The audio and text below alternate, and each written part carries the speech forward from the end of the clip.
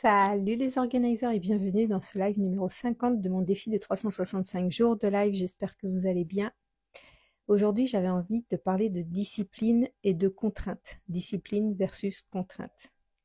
Parce que quand tu travailles avec la loi de l'attraction, quand tu veux utiliser au mieux la loi de l'attraction, on va dire ça comme ça, tu vas travailler sur toi, tu vas travailler sur tes pensées, sur tes émotions, sur tes croyances, sur tes blessures.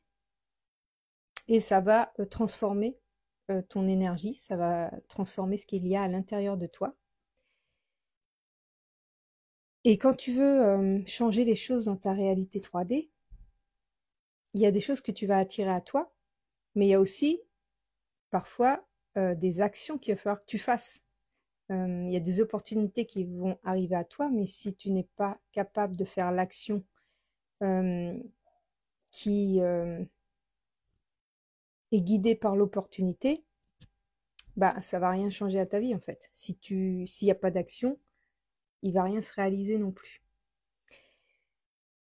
Et il y a des fois, quand on veut atteindre un certain objectif, quand on veut manifester une certaine chose, on a besoin d'avoir des actions dans la durée.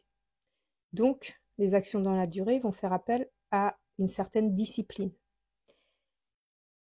Et dans les personnes que j'aide, il y en a quand même une bonne partie qui ne comprennent pas, enfin, qui aimeraient que tout se résout en une fois ou que il y ait besoin finalement de rien faire de spécial pour que ça change. Sauf que selon l'objectif qu'on veut atteindre, selon le niveau de vie qu'on veut atteindre, selon la personne qu'on veut devenir pour correspondre à ce qu'on a envie d'atteindre, ben, il y a des actions à faire et dans ces actions-là, il y a de la répétition à faire et il y a de la discipline. Je donne un exemple. Tu veux devenir très bon au violon ou tu veux ne serait-ce qu'apprendre le violon. C'est pas en jouant une fois du violon que tu vas devenir, enfin, tu peux poser l'intention de devenir super bon au violon, mais si tu joues qu'une fois au violon, ou pas du tout au violon, il n'y a aucune chance que ça se manifeste. Il n'y a aucune chance que tu deviennes champion de violon. Admettons que tu veuilles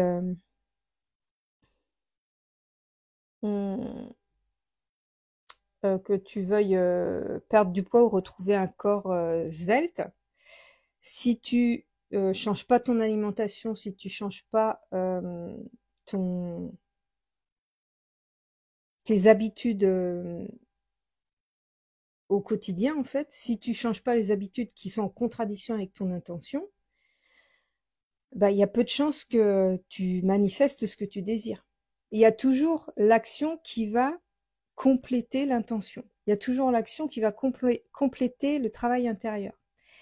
Et selon l'objectif qu'on a envie d'atteindre, plus l'objectif est grand, plus il y a une discipline à avoir pour atteindre cet objectif. Parce qu'en fait, on va avoir des étapes à passer, on va avoir une évolution à avoir.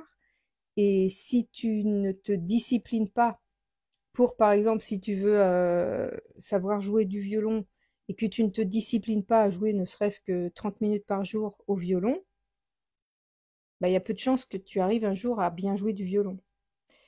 Si jamais tu veux perdre du poids et que tu manges toujours la même chose comme tu as toujours fait, parce qu'avant tu perdais pas de poids, puis avant tu ne prenais pas de poids, et puis là tu prends du poids et tu vois pas pourquoi tu changerais ton alimentation, parce qu'avant ça fonctionnait très bien comme ça, mais maintenant ça fonctionne plus comme ça, mais c'est pas grave parce que toi, dans ta tête, tu t'es dit je vois pas pourquoi je changerais, avant ça marchait bien et avant je prenais pas de poids avec ce que je mangeais et je vois pas pourquoi là je en prendrais, etc., etc. Des fois notre cerveau il est vraiment buté et en fait c'est juste que il y a quand tu commences à travailler sur toi, à travailler sur tes intentions, à travailler sur tes émotions, etc., tu vas comprendre qu'en fait, tout est lié.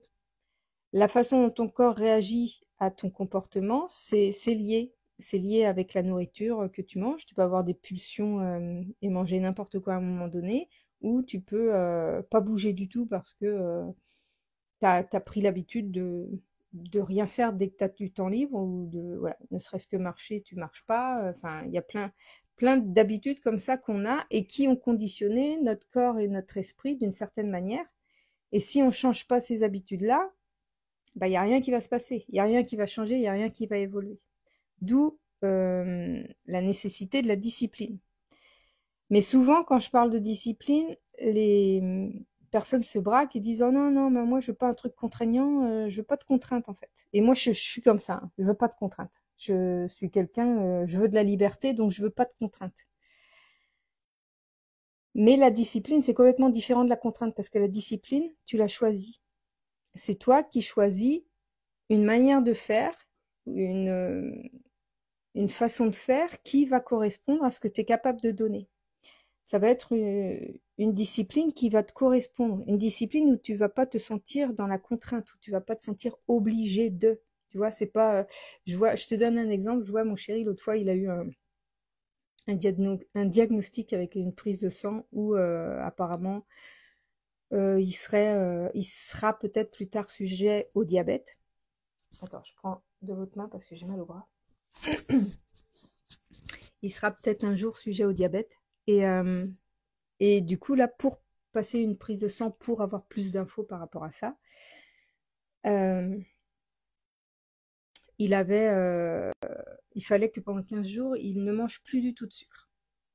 Et plutôt que de, euh, comment dire, conditionner son cerveau au fait que ça allait euh, être juste une discipline à avoir, juste euh, quelque chose de momentané pour faire une bonne prise de sang, pour avoir le fin mot de l'histoire de cette analyse-là, il a tout vécu sous la contrainte. Ah non, mais je peux pas manger ça. Il est tout sur le manque, tout sur la contrainte. Ah oui, mais je peux pas manger ça. Oh là, mais j'aimerais trop manger ça et je peux pas. Et voilà, il voyait que le côté où il était obligé, contrainte, contrainte, contrainte. Et donc je lui ai dit, qu'est-ce que tu veux? C'est quoi ton objectif? Ton objectif, c'est d'être en bonne santé, on est d'accord. Je dis, tu peux très bien. Je dis habituellement, il n'y a pas que le sucre dans ta vie. Je dis, il y a plein de choses que tu aimes et qui n'ont pas de sucre. Je dis donc, focalise-toi plutôt sur tout ce que tu aimes qui n'a pas de sucre, au lieu de t'attacher à ce que tu ne peux pas manger qui est sucré. Et quand je lui ai dit ça, sa façon de voir les choses s'est modifiée. Parce que si tu vis pendant 15 jours à te sentir sous la contrainte de je peux pas ça, je peux pas ça, je peux pas ça, je peux pas ça, bah, en fait, tu ne vis que dans le manque. Et donc, tu vibres manque et tu développes des énergies de manque.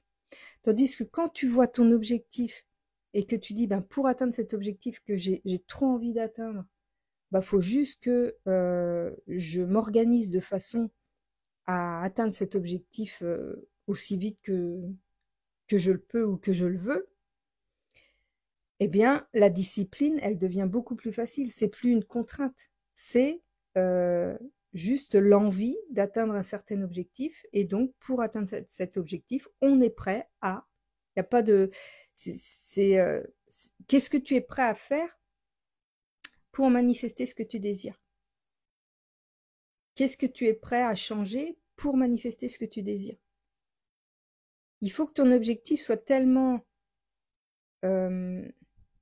Faut que ton objectif, il te donne tellement envie que ce que tu vas mettre en place ne va pas te sentir dans la contrainte, ne va pas provoquer de manque, ne va pas provoquer de contrainte. Il faut que l'objectif il soit tellement grand, tellement beau, tellement désiré, que le chemin pour y arriver, ça va juste être du changement, mais sans contrainte. C'est juste du changement. C'est faire quelque chose de différent. Mais il ne faut pas que ce soit vécu dans la contrainte, parce que tu n'apprécieras déjà pas le chemin. Et en plus, tu n'apprécieras même pas la finalité si tu y arrives, parce que tu auras vécu tout le chemin dans la contrainte. Donc se discipliner, mais se discipliner avec des choses qu'on a réellement envie de faire. Par exemple, là, mon chéri, Il aurait très bien pu se dire, bon ben ok, je me prends un truc sucré par jour, comme ça je me sens pas dans le manque, je me sens pas privée, et, euh, et voilà, je vais pouvoir faire une prise de sang correcte, etc. Mais là, il a même pas pris 15 jours, il a pris un mois. Un mois avant l'examen, il a voulu se priver comme ça, mais avec cette vibration de manque, cette vibration de privation. Donc ça a été très dur pour lui, en fait, pendant tout le mois. Mais tu peux faire complètement autrement. Tu peux décider de te focaliser sur ce que tu aimes et qui ne va pas en contradiction avec ce que tu veux créer.